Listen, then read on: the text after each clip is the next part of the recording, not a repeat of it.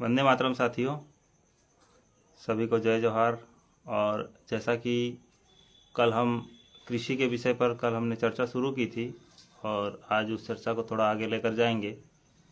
इससे पहले कि हम चर्चा को शुरू करें, आप लोगों से विनम्र आग्रह है कि सभी लोग जो है इस वीडियो को ज़्यादा से ज़्यादा शेयर करें, अपने अपने पेज पे कम से कम शेयर कर ही दें, ग्रुपों में भी शेयर करें ताकि अधिक से अधिक लोगों की समस्याओं का समाधान हो सके। और जो हमारा जो अनुभव है, मेरा जो अनुभव है पिछले 9 वर्षों का, वो अनुभव उन तक पहुँचे और कोई व्यक्ति बहुत ज़्यादा परेशान ना हो, बहुत लंबा समय ना लगे चीज़ों को ठीक करने में या समझने में। उसके लिए हमारा अनुभव लेकर वो आगे बढ़ सकते हैं। तो इसको शेयर ज़रूर करें सभी साथी वीडियो से जुड़ते ही शेयर कर दें कृपया, क्योंकि आप शेयर करेंगे तो आपके पेज पे जो आपके साथी जुड़े हुए हैं उन तक हमारी बात पहुंच पाएगी। और हमने ये समय जो है 5 बजे का रखा है, अब देखते हैं आगे भी इसको कंटिन्यू करने का हम प्रयास करेंगे। तो साथियों, कल हम जुड़े थे और कल हमने बात किए थे 6-7 हमारे जो पॉइंट थे उस पर हम लोगों ने बात करी थी, जिसमें से एक था बीज बचाना, मिश्रित खेती, उसके बाद किसान जो है फेल होने पर, जैविक कृषि में फेल होने पर वो बात नहीं कर पाता है, अपने समाज के पास अपनी असफलता को छुपाना पड़ता है उसे। एक तरह की लाज की भावना आती है और वस्तु विनिमय क्यों ज़रूरी है, कृषि का व्यवसायीकरण रोकना होगा और विकल्प नहीं होने पर किसान जो है बाज़ार की ओर जाता है। तो यहीं से हम शुरू करेंगे कि विकल्प नहीं होने पर किसान बाज़ार की ओर जाता है। अब जब आप लोग बाज़ार पर जाते हैं, जो भी आप अपने साथी हैं जो विकल्प नहीं होने पर बाज़ार की ओर जाते हैं, वो दो जो है ऑप्शन उसके पास होते हैं। एक तो है रासायनिक दवाई और खाद या जहर और खाद, और दूसरी है जैविक दवाई और जैविक खाद, जो बाज़ार में हमें आसानी से उपलब्ध है। तो ये 2 विकल्प हैं। तो पहले विकल्प पर कल हमने बात किया था कि आपको जाने की ज़रूरत नहीं है केमिकल वाले जो है दवाइयों और जहर के बीच में। कृपया सभी शेयर करते रहें। और दूसरा जो विकल्प है, बाज़ार में जो मिलने वाली जैविक खाद और जैविक दवाइयाँ जो है, उन पर आज हम चर्चा करेंगे। तो आज हमने हमारे वैज्ञानिक से बात करी थी इन विषय में और उनसे काफ़ी कुछ जानकारियाँ हमें मिली है और पहले से हम कुछ जानते भी थे और आज और नई जानकारियाँ भी हमें मिली है।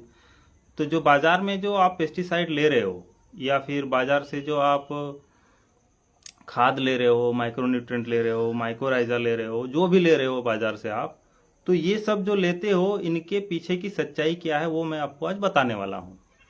और इस विषय में मैंने एक पोस्ट भी डाली थी आज, ठीक है। तो आज जो बाज़ार में खाद उपलब्ध हैं उसमें हार्मोन्स होते हैं। अधिकतर खादों में जो भी खाद बाज़ार में आपको दिख रहा है कि बहुत सस्ता है और बहुत तेज़ी से ग्रोथ लाता है फसलों में, जैसे मान लो डालते ही पूरा चमत्कार हो जाता है, तो इसका मतलब सीधा सीधा उसमें हार्मोन डले हुए हैं। अब हार्मोन डलने से क्या समस्या है, इस पर बात करते हैं। देखिए, जब किसी चीज़ में कोई हार्मोन डाल के और उसको आपको दिया गया है, तो आप उसको जब फसल में डालोगे तो फसल को भी वो नुकसान पहुंचाता है, क्योंकि फसल में भी हार्मोनल इम्बैलेंस आएगा। जैसे मान लो कोई भी बीज है, वो पौधा बनने के बाद जो उसकी प्राकृतिक प्रक्रिया है वो रुक जाती है और वो अलग तरह का ही जो है रिएक्ट करने लगता है, ठीक है। और उस हार्मोन डले हुए फसल को जो भी खाएगा उसके शरीर में भी हार्मोनल डिसबैलेंस होगा। जैसे अभी आप देखोगे महिलाओं में बहुत सारे तरह के हार्मोनल डिसबैलेंस आने लगे हैं। जैसे बच्चियों में मासिक धर्म बहुत जल्दी शुरू होने लगा है, ये भी एक बहुत बड़ा कारण हो सकता है। उसके बाद बहुत छोटे छोटे बच्चों को मूंछें आ जाती है, शरीर में हाइपोथायराइड, हाइपरथायराइड, इस तरह की बहुत सारी जो है व्याधियां उत्पन्न करने का काम ये हार्मोन करता है। तो इसलिए इससे सावधान रहें। बाज़ार में जो भी खाद बहुत तेज़ी से काम कर रहा है, बहुत तेज़ है, जैविक से भी रासायनिक से भी ज़्यादा तेज़ है, तो समझ लीजिए उसमें किसी न किसी प्रकार का हार्मोन डला हुआ हो सकता है। मैं ये नहीं कह रहा हूँ कि होता ही है, होगा ही, लेकिन हो सकता है, होने की संभावना मैक्सिमम होती है, ठीक है। और ठीक है, ये हो गया। दूसरा हो गया, अभी जिब्रेलिक एसिड उसमें डालते हैं, जो खाद बाजार में आता है उसमें जिब्रेलिक एसिड डालते हैं, जिससे पौधे को अंदरूनी नुकसान होता है, मानव स्वास्थ्य को भी जिससे हानि पहुंचता है। अभी पेस्टिसाइड्स को लेकर जो बातचीत है वो मैं बताता हूँ। पेस्टिसाइड्स जो आ रही हैं बायोकेमिकल कंपनियों की, उसमें अधिकतर, क्योंकि ये बात मैंने पहले भी बता चुका हूँ आप लोगों को, मैं एक छत्तीसगढ़ के किसान से मिला जो 40 एकड़ में खेती करते हैं, और उन्होंने 10 वर्ष जो है पेस्टिसाइड कंपनी में काम किया। उन्होंने मुझे सामने से बताया कि भाई साहब, मैं जिन कंपनियों के साथ काम करता था उसमें से कुछ जो है बायो फर्टिलाइजर्स कंपनियां थी, और वो क्लोरोपायरिफॉस को, उसका गंध को मार के, उसके गंध को हटा के, और 200-300 रुपया लीटर वो बाजार में आसान से गुजरात में मिल जाता है, राजकोट वगैरह में, तो उसके गंध को ख़त्म करके और उसमें जैविक का ठप्पा लगा के और खुलेआम धड़ल्ले से बिक रहा है। और ये केवल क्लोरोफायरिफॉस नहीं, इमिडाक्लोरोपिड है, कोराजीन है, ये जितना भी बायोपेस्टिसाइड्स है बाजार में अधिकतम सब केमिकल है, और केमिकल बायो के नाम पर केमिकल बेचा जा रहा है। क्योंकि केमिकल अगर नहीं करेंगे वो लोग, तो वो क्योंकि केवल और केवल पैसा कमाने के लिए करते हैं, उनका काम वो आपके फ़ायदे के लिए नहीं करते हैं, तो वो पैसा कमाने के लिए करते हैं, तो फिर उनको उसमें ज़्यादा लाभ चाहिए, इसलिए वो सस्ता बेच ही पाते हैं। क्योंकि ये सारी दवाइयाँ जो है 200, 300, 400 रुपये लीटर मिलती है, और उसको जो है सो वो आराम से अच्छे लाभ पर बेचते हैं। तो हमें लगता है कि हम जैविक दवाई ला के डाल रहे हैं, और हमारी जो है ज़मीन बच रही है, हमारे फसल बच रही है, हमारा फसल शुद्ध हो रहा है, इस मतलब सोच के साथ लोग जो है इसको करते हैं और सब भ्रम में रहते हैं। तो इन सब चीज़ों से सावधान रहने की ज़रूरत है। उसके बाद आते हैं जैसे वाटर सॉल्युबल जो खाद है, तो वाटर सॉल्युबल खाद के विषय में एक बहुत गंभीर बात मुझे पता चली कि वाटर सॉल्युबल खाद जितना भी बाजार में अभी आ रहा है, उन सब को बताया जाता है कई बार कि ये जैविक है, इसको आप यूज़ कर सकते हो। लेकिन हाँ, उसमें रहता क्या है? क्योंकि एनपीके के नाम पे जो चीज़ें बिकती हैं, मैं आपको बता दूं, एनपीके का जो रेट है, कृपया सभी जो भी जुड़े हुए साथी हैं वो कृपया इसको शेयर करते रहें, ताकि ज़्यादा से ज़्यादा लोग जुड़ सकें। अभी मात्र 8 या 9 लोग ही जुड़े हैं।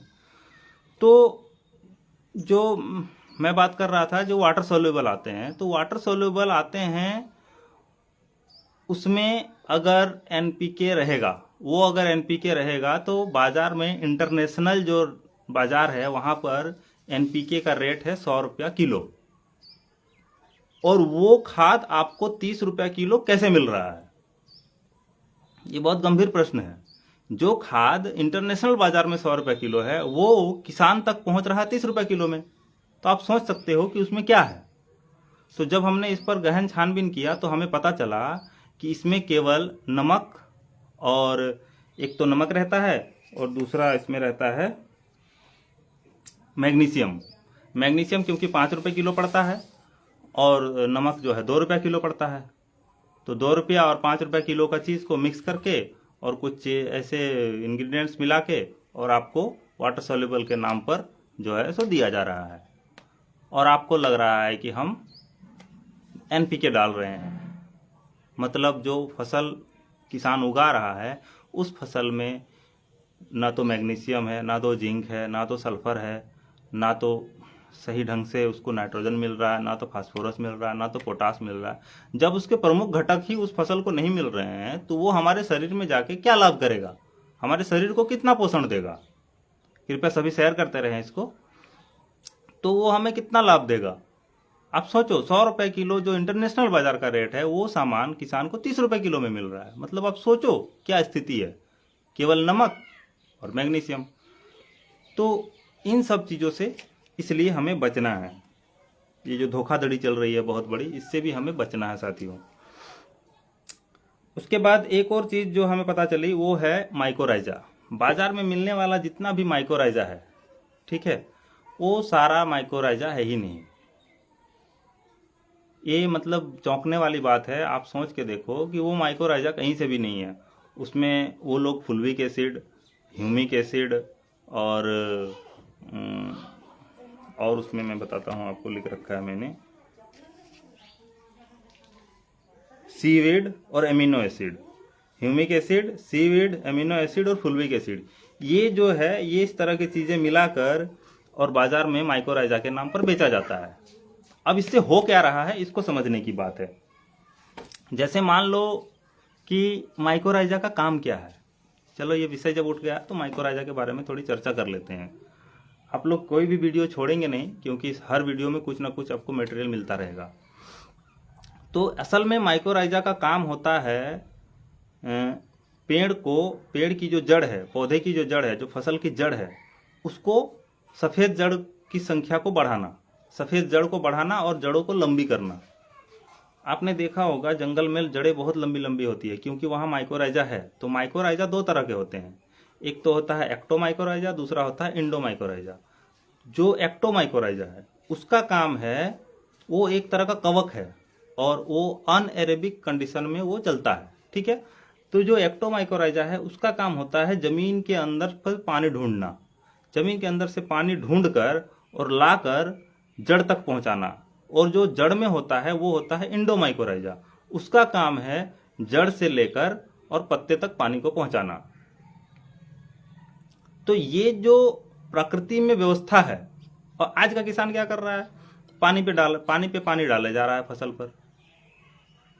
अब किसान को कहाँ से पता है कि भाई कि मतलब किस फसल को कितना पानी चाहिए? क्या फसल ने बताया किसान को कि मुझे इतना पानी दे दो? भाई किसी बच्चे को अगर प्यास लगेगी तो वो बच्चा मांग लेगा कि भाई मुझे आधा गिलास प्यास है, आधा गिलास पानी की प्यास है, तो मैं आधा गिलास पी लूँगा। लेकिन जो पौधा है, जो फसल है, उसके बारे में किसान को कैसे पता कि वो किस मतलब उसको कितना पानी चाहिए? वो उससे बात करने वाला वो जो माइकोराइजा है उसको पता है कि कितना पानी पौधा को चाहिए, वो उतना पानी ला के देता है। ये प्रकृति की व्यवस्था है।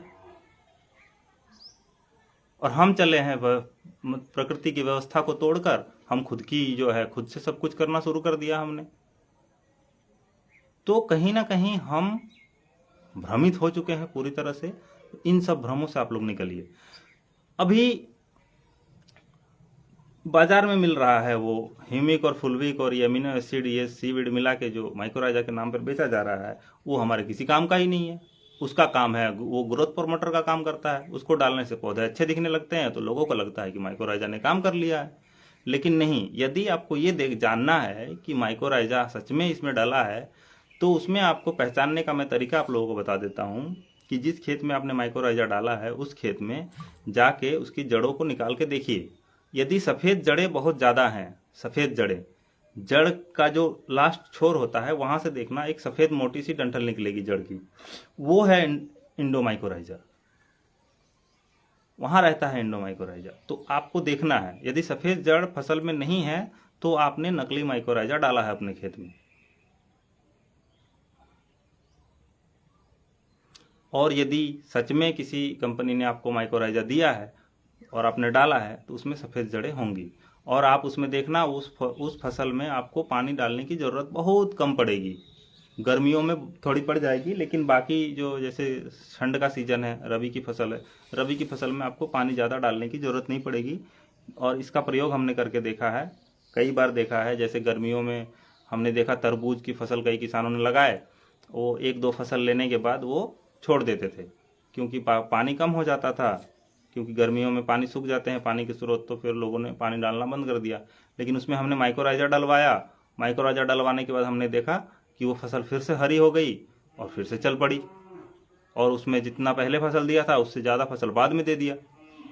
तो ये फायदा होता है माइकोराइजा का। तो माइकोराइजा आपको डालना चाहिए। कब तक? जब तक हमने जो जहर डाला है खेत में और हमने जो जीवाणुओं को मारा है, वो जब तक दोबारा स्टेबल ना हो जाए तब तक हमें डालना चाहिए।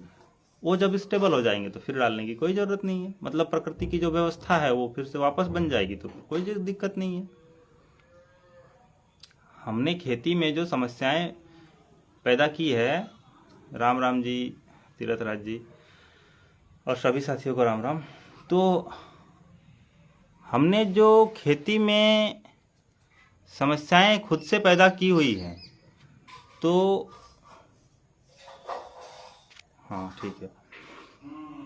उन समस्याओं से निपटने के लिए हमें ही काम करना पड़ेगा, क्योंकि कोई भी इस समस्याओं का निदान सही रूप से आपको बता नहीं रहा है।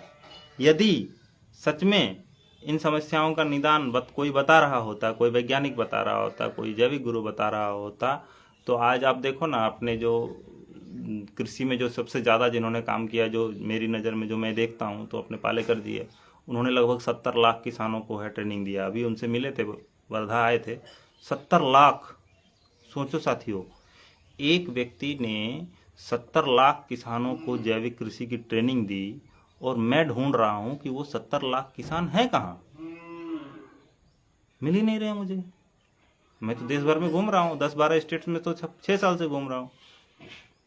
उन 70 लाख किसानों में से कुछ किसान मुझे मिले, लेकिन वो परेशान थे, उनको बहुत सारी समस्याएं थी, उनको समझ नहीं आ रहा था, उनकी फसल नहीं बढ़ रही थी, उनकी फसल में कई तरह की समस्याएं थी, फंगस बहुत था। तो आखिर फिर ये 70 लाख किसानों को ट्रेनिंग देके हुआ क्या? मेरा सवाल तो ये है। अब क्योंकि वो बुजुर्ग हैं और मिले थे, तो मैंने उनको कोई प्रश्न इसलिए नहीं किया क्योंकि उन्होंने बहुत बड़ा तप किया है और बहुत लोगों में जन जागृति फैलाया है, और जिन्होंने बहुत अच्छे से किया, मेहनत करी है, उनको सफलता मिली भी है। मैं ऐसा नहीं कह रहा कि 70 लाख के किसान सारे फेल हो गए हैं। मेरा तात्पर्य किसी को आहत पहुंचाना नहीं है, किसी के काम को कम दिखाना नहीं है। मेरा तात्पर्य यह है कि आखिर फेलियर का कारण क्या है, मैक्सिमम लोग फेलियर क्यों हैं, ये है मेरा तात्पर्य। आप लोग अन्यथा ना लें। यदि कोई सुभाष पालेकर जी के हिसाब से खेती करता है और उसे सफलता मिली है, तो उसको बहुत बधाई हो, और वो उस चीज़ को आगे लेकर जाए और किसान बंधुओं तक लेकर जाए, इसके लिए भी मैं कहता हूँ। लेकिन आखिर किसान फेल कहाँ हो रहा है, ये देखने की जरूरी है, बहुत ज़रूरत है इसको देखने की। तो आप लोगों को यदि लगता है कि आप लोग कहीं परेशान हो, कहीं फेल हो, कहीं कोई दिक्कत है, तो आप संपर्क करिए हमारे साथ। हमें आप व्हाट्सएप पे अपना पूरा नाम पता लिख कर भेजिए और अपनी समस्या बताइए, हम आपको समाधान बताने का पूरा प्रयास करेंगे। तो हम बात कर रहे थे माइकोराइजा की। तो माइकोराइजा का ये काम है, क्योंकि जंगल में तो इतने सारे जंगल में पेड़ है, पौधे हैं, सभी फल फूल दे रहे हैं, सभी जो है सभी के पत्ते हरे कच्चे हैं, सबको सालों भर पानी मिल रहा है। तो कहाँ से मिल रहा है? कौन वहाँ पानी डालने के लिए जाता है? कौन वहाँ खाद डालने जाता है? कौन वहाँ दवाई डालने जाता है? कोई नहीं जाता, क्योंकि वहाँ एक व्यवस्था बनी हुई है। कौन सी व्यवस्था बनी हुई है? वहाँ कोई अगर कीट आ गया तो वहाँ पर जो है सारे मांसाहारी वायरस बैक्टीरिया वहाँ भरे पड़े हैं। अगर शाकाहारी जीव किसी पौधे को खा रहा है, तो वहाँ मांसाहारी जीव यदि हो जो उस कीट को खाने वाला है, तो फिर वो उस कीट को खा लेगा। जैसे मैं एक आपको छोटा सा उदाहरण देता हूँ जो मैंने देखा है। आप लोगों में से जो चने की खेती करते हैं उनको पता होगा ये बात, जो पहले से चने की खेती करते आ रहे हैं। आपने देखा होगा पहले जो चने की खेती करते थे, तो चना लगाने से इल्ली आती ही है, ये 99% है। जो बहुत ज़्यादा जहर नहीं डालते हैं वहाँ पर तो इल्ली आती ही आती है। अगर नेचुरल है आप लगाएंगे चना, तो जैसे ही वो लगभग 8-9 इंच का पौधा होगा, एक इल्ली आएगी और उसकी जो सीधी डंडी होती है उस डंडी में इल्ली लग जाएगी और उसके सारे पत्ते खा लेगी। और पहले की जो व्यवस्था थी उसमें वो इल्ली अपना जीवन चक्र उस डंठल को खा के पूरा करती थी, और उसके बाद वो इल्ली गायब हो जाती थी ऑटोमेटिकली। क्यों गायब हो जाती थी? क्योंकि वहाँ पर कोई एक मांसाहारी जीव था, कोई एक मांसाहारी वायरस या फंगस था जो उस इल्ली के जीवन चक्र को खत्म करता था, मतलब उस इल्ली को खा जाता था। जैसे मान लो इल्ली लगी, इल्ली ने अपना काम किया, उसने ऊपर की डंडी खा ली, डंडी खाते खाते फिर वो दूसरा वायरस आया उसके शरीर में, और उसके शरीर में धीरे धीरे धीरे धीरे वो स्प्रेड होके और पूरी इल्ली को सफ़ेद पड़ गई, इल्ली नीचे गिर गई। अब इसमें किसान का क्या फायदा है उसको समझिएगा। तो जैसे ही ऊपर की डंडी खत्म हुई, तो नीचे से ऐसे खूब सारे जो है झाड़ लेकर वो चना उठता था। अब हम क्या कर रहे हैं, राम राम जी बलवान जी, हम क्या कर रहे हैं, हम जैसे ही इल्ली दिखी वैसे ही हम जहर डाल रहे हैं। अब हमने जहर डाल दिया तो वो जो डंठल खा रही थी उसको खा नहीं पाई इल्ली ने। अब वो डंठल अगर इल्ली ने नहीं खाई तो क्या होगा, आपका चना सीधा उठेगा और उसमें एक ही डंठल रहेगा, और एक डंठल में कितने फल आएंगे ये आप हिसाब कर लो। अगर उस डंठल को इल्ली ने खा लिया होता तो उससे जो झाड़ आता, एक डंठल अगर खत्म हो गया तो जो मेन डंठल खत्म हो गया तो फिर उसके साइड से 10-12 जो डंठल आएंगे तो वो 10-12 गुना उत्पादन देगा। 10-12 गुना नहीं तो 4 गुना 5 गुना तो देगा ही ना उस पौधा, क्योंकि वो जो सीधा जा रहा था वो काट दिया इल्ली ने, और हमने इल्ली को मार के उसको काटने नहीं दिया तो फसल ऑटोमेटिकली हमारी कम हो गई। तो मतलब आप सोचो कि हम अपने हाथों से अपनी फसल को कम कर रहे हैं जानकारी के अभाव में। और ये बात हमारे किसान, जो बुजुर्ग किसान थे, जो हमारे पुराने किसान थे, ये सब उन लोगों को पता थी। अब सोचो, कृपया सभी शेयर करते रहें। पात्रा जी, बलवान जी, सुरेश बिश्नोई भाई, सबको राम राम। और कृपया सभी शेयर करते रहें। प्रभात भाई भी जुड़ गए हैं। सभी अपने अपने पेज पे कृपया एक बार शेयर कर दें इस वीडियो को। तो इस तरह से हम जो है खुद अपने फसल को कम कर रहे हैं। आप सोचो। उसके बाद हम दूसरी बात कर लेते हैं यहाँ पर। अभी मैंने इकोलॉजी सिस्टम की मैं बात कर रहा था, खेत की इकोलॉजी सिस्टम की। तो खेत की जो इकोलॉजी सिस्टम है, उस सिस्टम में आप देखना कि सब कुछ पहले ऑटोमेटिक था। जैसे मान लो जंगल है, जंगल में सब स्वयं पोषी स्वयं विकासी उसको कहते हैं। वो जंगल स्वयं को स्वयं पोषित करता है और स्वयं बढ़ता है और स्वयं नष्ट भी होता है। जब पेड़ पुराने होते हैं तो उसकी टहनियाँ गिर जाती हैं, वो पेड़ सूख जाते हैं, फिर उसके बीज से नया पेड़ निकलता है, फिर वो बढ़ता है, फिर जब वो बूढ़ा हो जाता है तो फिर वो चक्र चलता रहता है। लेकिन हमने खेती पर क्या किया है कि खेती हमने क्या है कि खेती हमने करना शुरू कर दिया। जब से मतलब मैं अगर सीधे सीधे तौर पे कहूँ तो इंसान का काम खेती करना नहीं है। ये बात सुन के कई साथियों को लगेगा कि ये बड़ा अजीब सी बात है। भाई, तो अजीब बात नहीं है, ये सत्य है। मनुष्य का काम नहीं है खेती करना। खेती करना तो काम है प्रकृति का, परमात्मा का। हमारा काम है बीज लगाओ और उसकी सुरक्षा करो, बस। बाकी पूरा सिस्टम बना हुआ है। पौधे को खाद किसको देना है, कौन सा खाद कब देना है, कौन सा खाद कितने नीचे से लाना है वो केंचुए को पता है, कितना पानी देना है माइकोराइजा को पता है, कौन सा ये फास्फोरस कितना देना है ये पीएसबी का जो बैक्टीरिया है उसको पता है, नाइट्रोजन कितना देना है वो नाइट्रोजन का जो बैक्टीरिया है उसको पता है कि वो किस पौधे को कितना नाइट्रोजन चाहिए, तो वो आसमान से ये वातावरण से नाइट्रोजन खींच के और उसको जो है खाने लायक बना के पौधे को देने का काम उसका है। पोटास का बैक्टीरिया को पीएसबी का जो बैक्टीरिया है, potash mobilising bacteria KMB, potash mobilising bacteria को ये पता है कि पोटास किस पौधे को कितना चाहिए, तो वो पोटास देने का काम उसका है। जिंक कितना चाहिए तो वो जिंक के बैक्टीरिया को पता है, जो जिंक सल्फलाइजिंग बैक्टीरिया होता है। सल्फर कितना देना है तो वो एसएसबी जो है सल्फर सल्फलाइजिंग बैक्टीरिया, उसको पता है सल्फर कितना देना है। आपको कैसे पता? किसी किसान को कैसे पता हो सकता है कि किस पौधे को कितना कौन सा चीज चाहिए? नहीं पता है। तो जब हमें पता ही नहीं है और हम डाले जा रहे हैं और हम कह रहे हैं कि फसल नहीं हो रही है, सफलता नहीं मिल रही है, कहाँ से मिलेगी सफलता?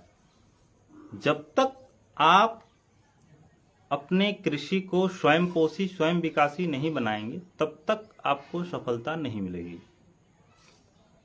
कृषि को स्वयं पोषी और स्वयं विकासी ही होना चाहिए। हमारा काम है उसकी बीज लगाना, उसकी सुरक्षा करना, बस। लेकिन हमने उसके सिस्टम को तोड़ दिया। जैसे मान लो कि हमारे जंगलों में शेर हुआ करते थे, अब शेर खत्म हो गए, आजकल हिरन भी दिखने को नहीं मिलते हैं। क्यों नहीं मिलते? क्योंकि हमने उसके इकोलॉजी सिस्टम को तोड़ा है। अभी आप देखो, मैं आपसे एक बात कहता हूं कि हमारे खेत था स्वयं पोषी स्वयं विकासी। नमस्कार जी अभय जी। तो स्वयं पोषी स्वयं विकासी था हमारा खेत। अब हमने क्या किया, जैसे ही कोई बाहर की कंपनी आई उसने हमें यूरिया पकड़ा दिया। अब यूरिया डालते ही केंचुए मरना शुरू हो गए। अब एक केंचुआ लेना, उसमें 2 दाने यूरिया के डाल के देखना, आपको पता चल जाएगा। केंचुआ मरना शुरू हो गया यूरिया डालते ही।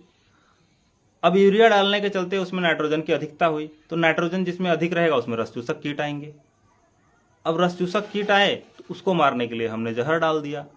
तो जो वायरस रस चूसक कीट को मारता, एक वर्टिसिलियम लिकाने है, एक मेटाराइजियम अनिशप्लेई है, इनका नाम दे दिया गया है अभी, इनका नाम और कुछ भी आप रख सकते हैं, इनका नाम दे दिया गया। तो ये जो बैक्टीरिया है या वायरस या फंगस जो भी है, जीवाणु है, विषाणु है, ये इनका काम था रस चूसक कीटों को कंट्रोल रखना।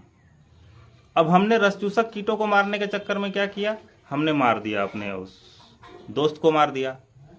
जिस तरह से शेरों का शिकार करके सारे शेरों को मार दिया गया, जंगलों से शेर साफ हो गए। हमारे यहाँ शेर हुआ करते थे, अब तो दिख है ही नहीं, कहीं नहीं है। तो हमने उस सिस्टम को तोड़ा है। कैसे तोड़ा, मैंने बताया आपको। अभी उसमें इल्ली आ गई तो इल्ली मारने की दवा लाई, तो जो इल्ली को खाने वाला वायरस था वो भी मर गया साथ में, इल्ली के साथ साथ। जैसे मान लो कि आपको बुखार आ जाए, तो बुखार आएगा तो आप एंटीबायोटिक लोगे, तो जो एंटीबायोटिक खाएंगे वो एंटीबायोटिक उस बैक्टीरिया को चुन के थोड़े ही ना मारेगा जिसके कारण से बुखार हुआ है, वो तो शरीर के और भी बैक्टीरिया को क्षति पहुंचाएगा।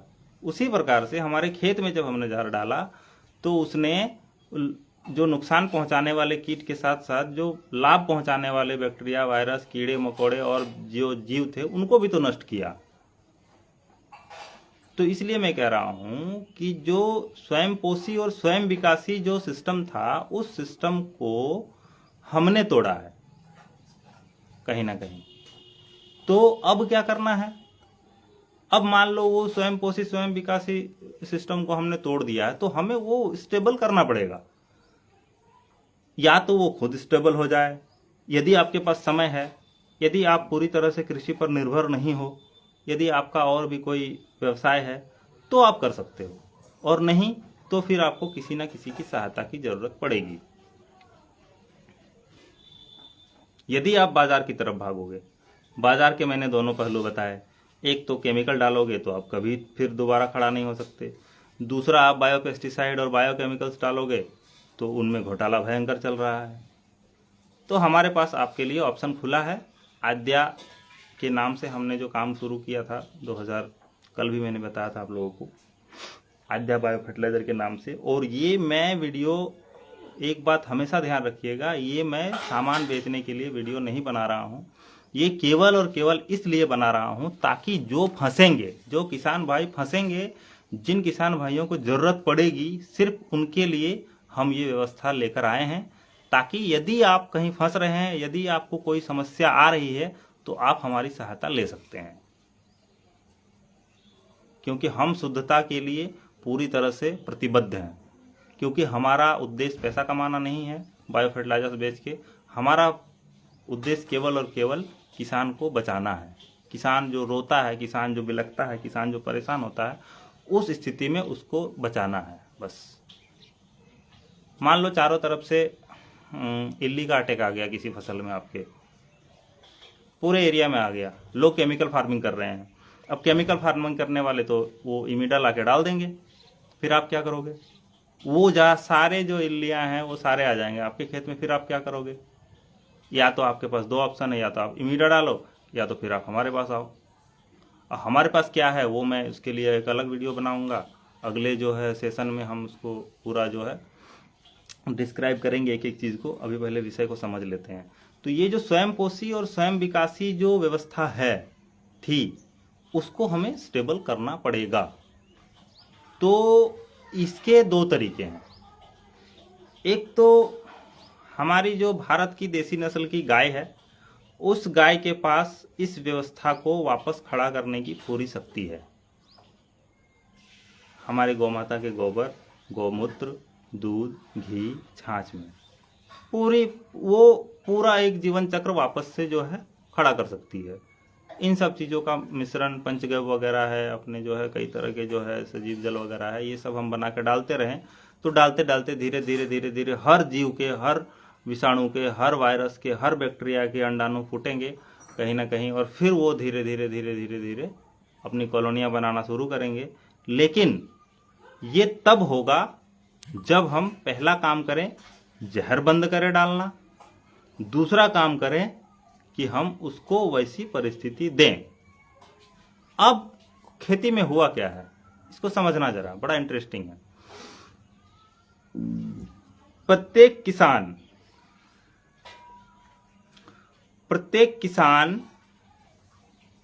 क्या बोल रहे हैं, शाकाहारी कीटों के साथ साथ मांसाहारी कीट भी तो आएंगे। जी, शाकाहारी कीट के साथ साथ मांसाहारी कीट थे। मांसाहारी कीटों को हमने मारा है। आप लोग बताइए, मुझे कमेंट करके बताइए कि आपके खेत की मेड़ कितनी फुट चौड़ी है, आपके खेत के मेड़ में कितने पेड़ बचे हैं, बताइए। आप लोग कमेंट करिए। नहीं बचे हैं, सारे पेड़ काट के हटा दिए।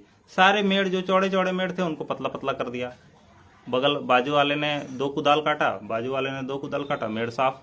आज मेड़ बचे ही नहीं, क्योंकि वो जो मेड़ था वो मांसाहारी जीवों के रहने का अड्डा था। वहां पर वो जीव रहते थे जो हमारे फसल को नुकसान पहुंचाने वाले जीवों को कंट्रोल करते थे। अब हमने उनका आशियाना उजाड़ दिया, वो फिर रहे ही नहीं। वो रहे नहीं तो अब हमें बाहर से जहर लाके डालनी पड़ती है। तो हमारे हर खेत के मेड़ पे पेड़ होना चाहिए।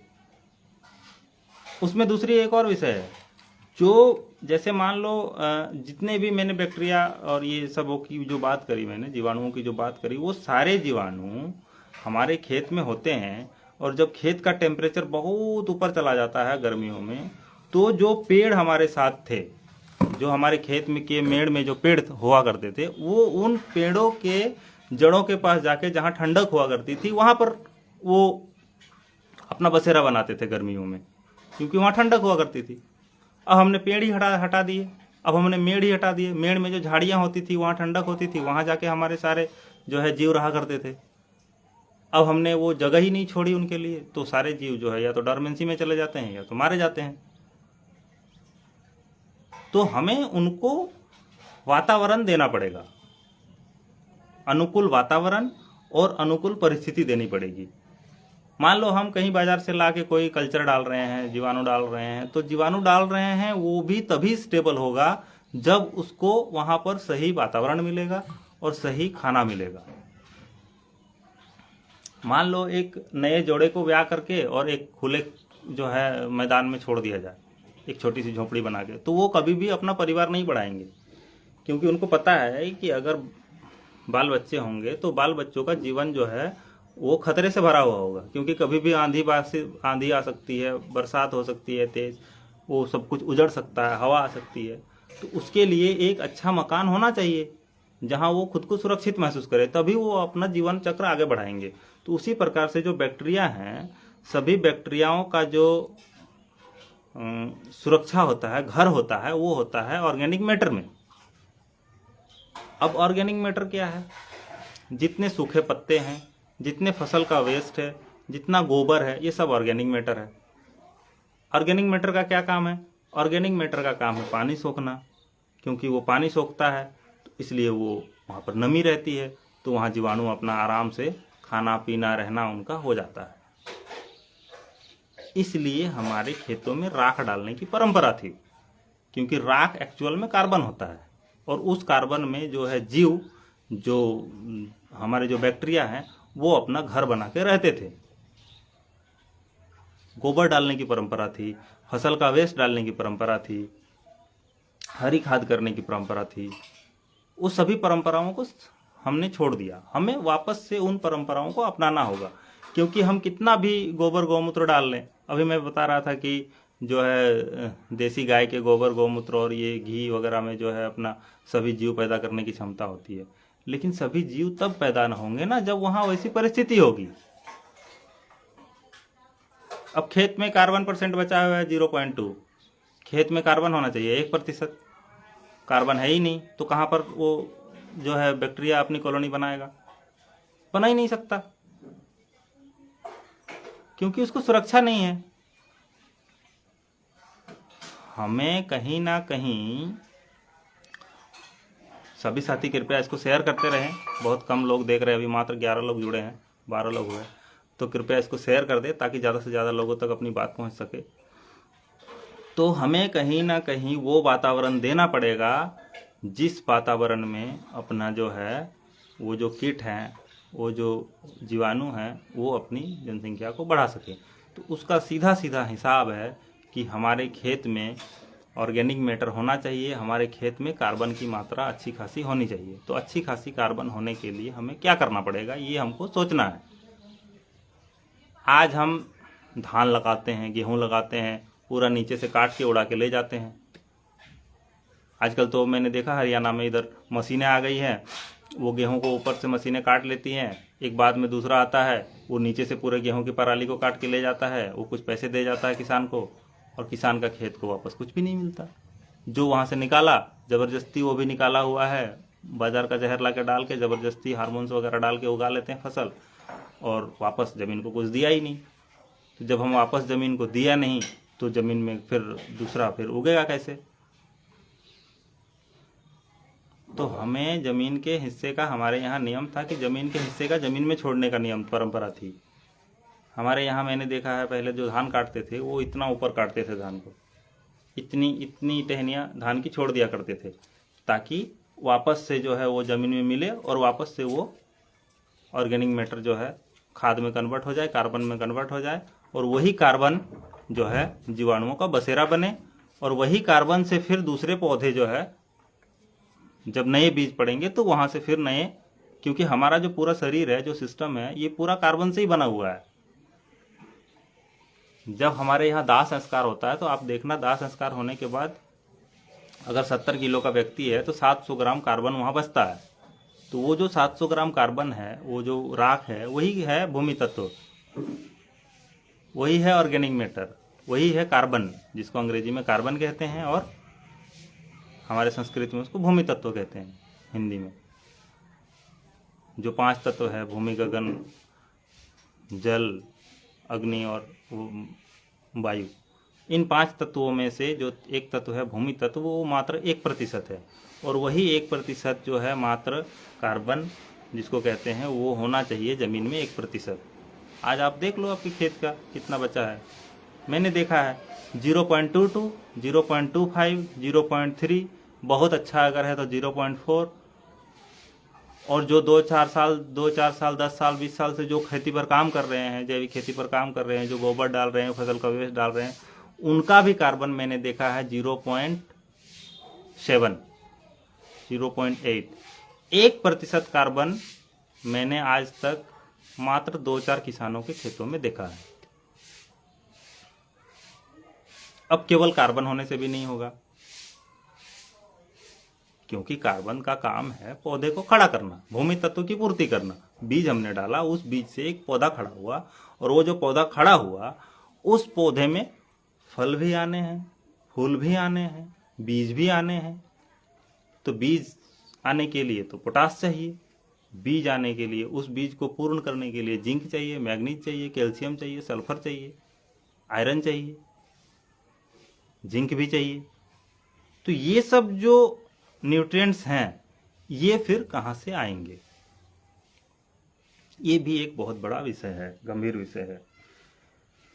अभी आपके खेत में चलते हैं ट्रैक्टर। ट्रैक्टर चलने के कारण क्या हुआ है, हमारे खेत की जो नीचे की जो मिट्टी है, 1-1.5 फीट नीचे की जो मिट्टी है, वो पूरी तरह से पत्थर की बन चुकी है, कंक्रीट से भी बहुत अधिक सख्त हो चुकी है, जहाँ अधिक ट्रैक्टर चलते हैं।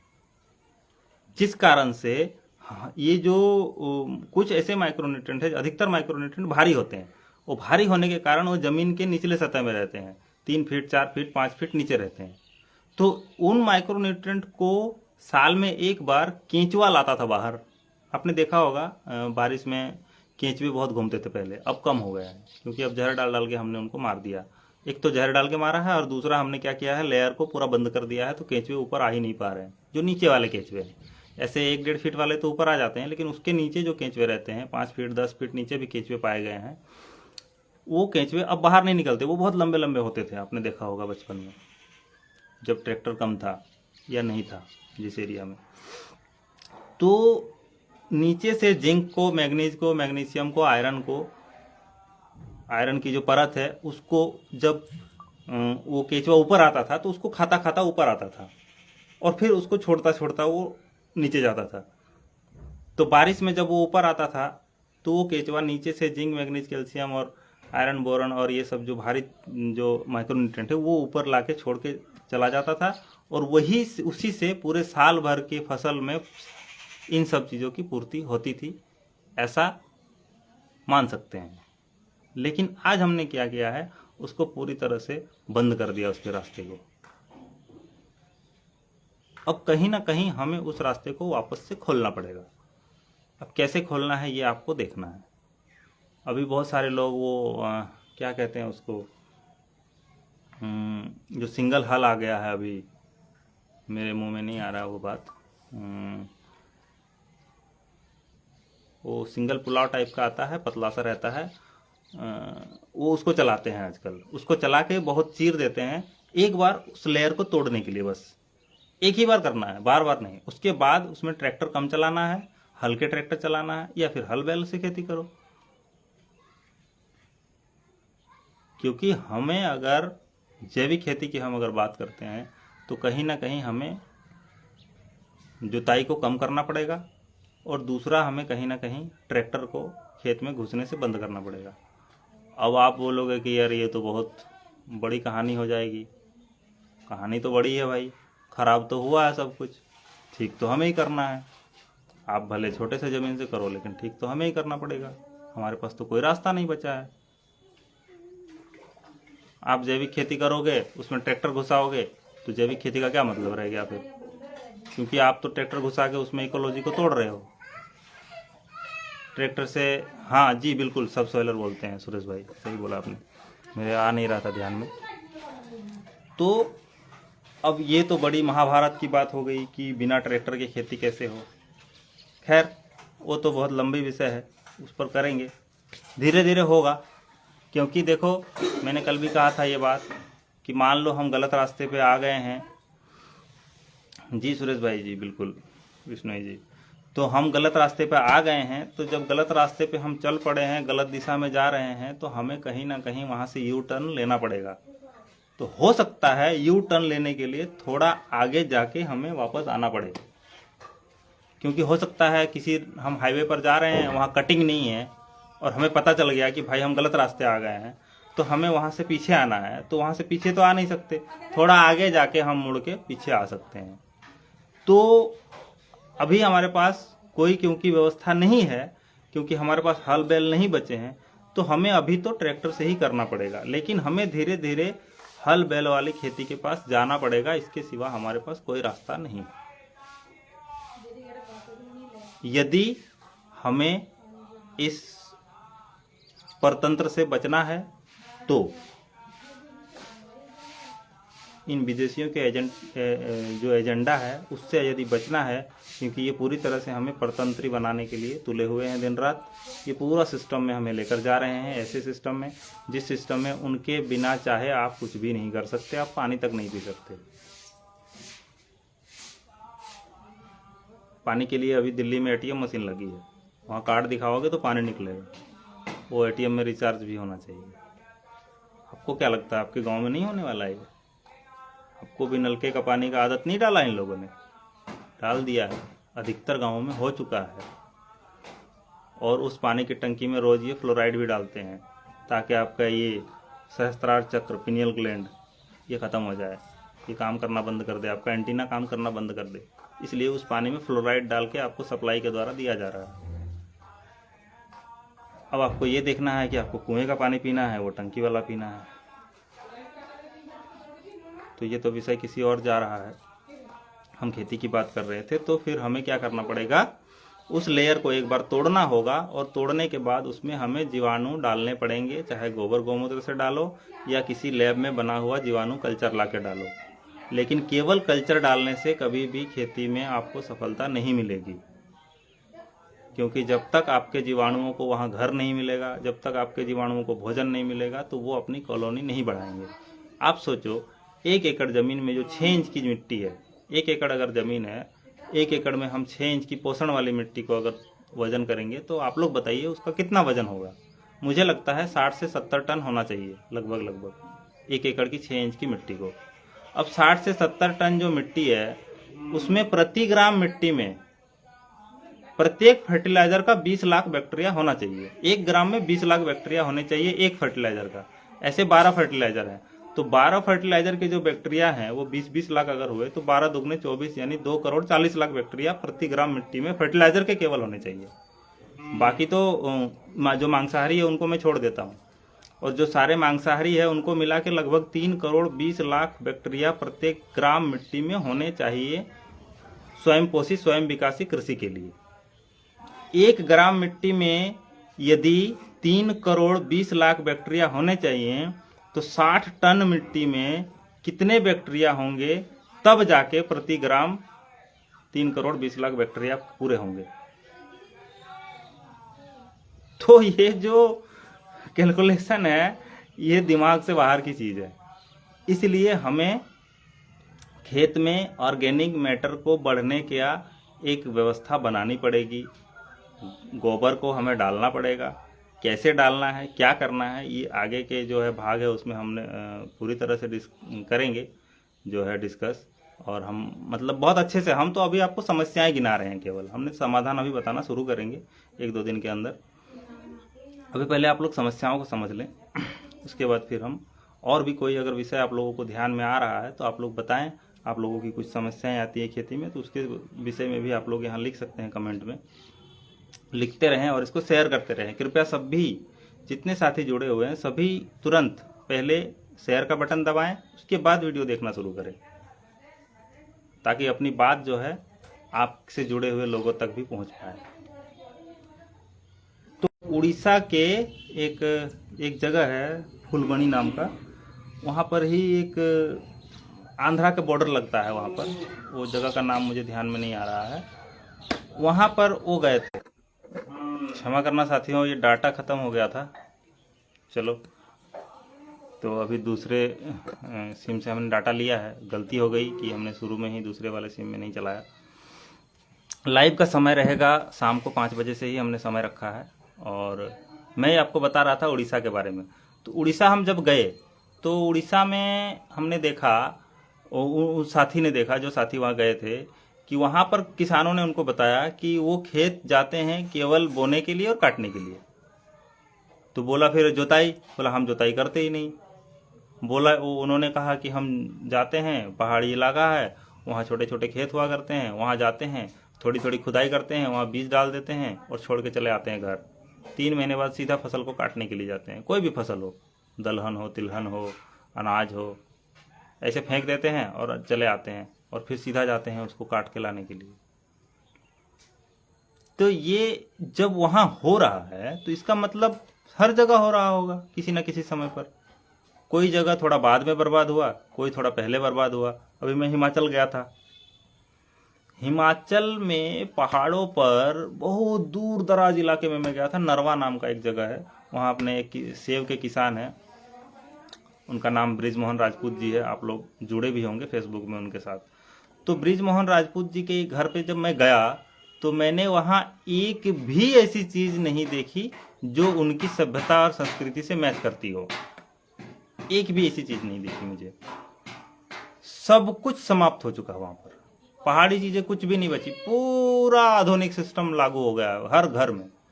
सारे बर्तन एल्युमिनियम के पड़े हैं, सारा नमक सारा कचड़ा कंपनियों का खा रहे हैं, कुछ भी नहीं। बड़े मुश्किल से मैं जिस दिन आना था मुझे, उस दिन उन्होंने एक वहाँ की कोई डिश है, सीडू बोलते हैं उसको, वो भी उन्होंने गेहूं के आटे से बनाई, जबकि गेहूं तो भारत का है ही नहीं, वो ऑस्ट्रेलिया से आया था 1954 में। ये स्थिति है। क्यों? क्योंकि मैंने पूछा कि आखिर ऐसा क्यों हुआ, हिमाचल जैसी जगह पर कुछ भी नहीं बचा है, आखिर क्यों? फिर मैंने उनसे पूछा कि भाई यहाँ बिजली कब आई थी? तो उन्होंने बोला 1961 में। बोला अच्छा तो ये मसला है। 1961 में बिजली आने का मतलब उधर 40 साल इधर 25 साल, 65 साल पहले वहाँ बिजली आ गई थी। तो जहाँ 65 साल पहले बिजली आ गई होगी वहाँ का तो विनाश होना ही तय है, क्योंकि बिजली से ये शुरुआत करते हैं। पहले बिजली लाते हैं, फिर बिजली आई तो टीवी आया, टीवी आया तो बच्चे बर्बाद हुए, बहुएं बर्बाद हुई, घर बर्बाद हुआ, सीरियल देखना शुरू किया, समाचार देखना शुरू किया। ये सारा सिस्टम तो उन्हीं का है। वो दिखाते ही वही है जो आपको, जिससे कंट्रोल हो सको आप। आपके दिमाग को ऐसे हैक कर लेते हैं कि आपको लगेगा कि ये सामने जो बोल रहा है यही सत्य है, यही भगवान है। समाचार चैनलों पे तो लोग ऐसे चिपके रहते हैं जैसे लगता है कि सीधा एकदम उधर इंद्रदेव ही जाके भाषण दे रहे हो। तो इतनी बर्बादी हो रखी है। तो वो 65 साल पहले वहां बिजली आई तो वो बर्बाद हुआ इतना। अब जहां बिजली नहीं आई, जहां बिजली आज से 25 साल पहले आई, वहां कुछ चीजें बची हुई है।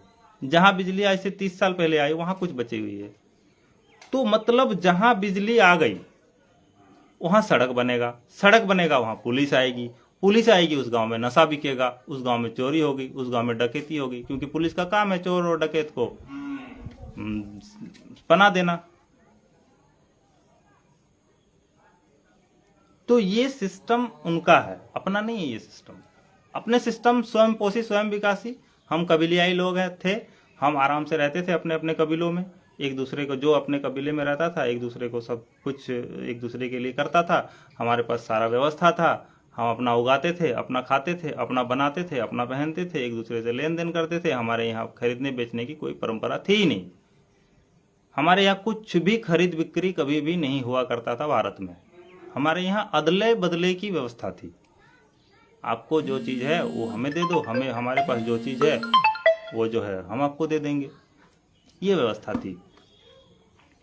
तो हम बात कर रहे थे कि जो प्रकृति में जो कृषि है, उस कृषि व्यवस्था की बात कर रहे थे। हम जो ट्रैक्टर से जुताई करते हैं 6 इंच 8 इंच 10 इंच तक हम जुताई करते हैं, और हमारे जो हल बैलों से जुताई होती थी उसमें मात्र जमीन का 3 इंच से 4 इंच तक ही जुताई होता था, और वो बहुत हल्के होता था। उसमें कम से कम जीव को नुकसान पहुंचता था, उसमें वो भारी नहीं होता था, क्योंकि ट्रैक्टर भारी होता है तो वो पूरे मिट्टी को सीमेंटेड बना देता है। और वो भी कम जुताई होता था, और जुताई करने से पहले क्षमा मांगते थे धरती माता से कि हम तुमको चीर रहे हैं, इसके लिए हमको क्षमा करना, क्योंकि हमारे शरीर के पोषण के लिए हमें यहाँ से कुछ उगाना है, तो इसके लिए मैं तुम्हें चीर रहा हूँ माते, मुझे क्षमा कर दो। क्योंकि जब चीरते थे खेती को तो वहाँ पर लाखों करोड़ों जीव भी मरते थे, उसकी बनाई हुई व्यवस्था को हम विघ्न डालते थे, तो उसके लिए क्षमा मांगते थे पहले। अब सोचो, और आज हम इतने क्रूर हो गए हैं कि ये इतने बड़े बड़े रोटावेटर, ये इतनी तेजी से घूम रहे हैं, घर घर घर घर घर घर घर घर, ये 2-2 टन के जो है ट्रैक्टर ऐसे चला रहे हैं जैसे जमीन को एकदम, मतलब कोई मतलब इज्जत ही नहीं है। 1 ग्राम मिट्टी बनने में कितना साल लगता है पता है आपको? लाखों साल लगते हैं 1 ग्राम मिट्टी बनने में। मिट्टी ऐसे नहीं बन जाती।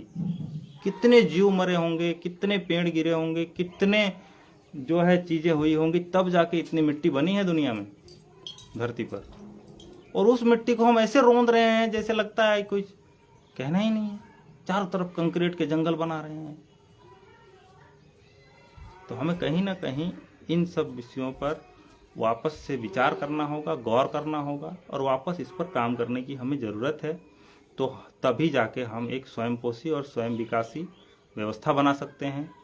क्योंकि अभी ये काफ़ी लंबा हो गया वीडियो, 54 मिनट हो गए, तो अब हम इसको यहीं समाप्त करेंगे। क्योंकि ये रिकॉर्डिंग के बाद जो है अभी दूसरे लोग इतना लंबा वीडियो पर टिकते नहीं हैं, तो हम 40-50 मिनट से ज़्यादा का वीडियो नहीं बनाएंगे, ऐसा हमने सोचा है। तो कृपया क्षमा करेंगे। बाकी कल भी हम कुछ विषय लेकर आएंगे और इस विषय को और आगे कंटिन्यू करेंगे। तो अभी के लिए कल शाम को 5 बजे आप लोग वापस जुड़ सकते हैं, और नहीं भी जुड़ेंगे तो फिर बाद में भी वीडियो पड़ा रहेगा। तो अब 1 महीने तक रहता है, आजकल 1 महीने का समय देता है फेसबुक। पहले तो सालों रहता था, अब तो फेसबुक ने भी जो है कंट्रोल करना शुरू कर दिया है। वो 1 महीने से ज़्यादा लाइव वीडियो पर रहने नहीं देता। तो हम लोग कल फिर वापस जुड़ेंगे और आगे की बात करेंगे। लेकिन आप लोग प्रश्न जरूर रखें, जो मैं बात बोलता हूँ, मैं कितना झूठ बोल रहा हूँ, कितना सच बोल रहा हूँ, आप लोगों को भरोसा है कि नहीं है, आप लोगों को क्या लगता है इन सब विषयों पर। तो आप लोग ज़रूर ये सब बातें रखें, है ना। अभी तो कोई प्रश्न तो आया नहीं है शायद, मुझे लगता है सभी ने बस नमस्कार वगैरह ही दिया है। गौरदास एसएम जनता सरकार शंभू समेत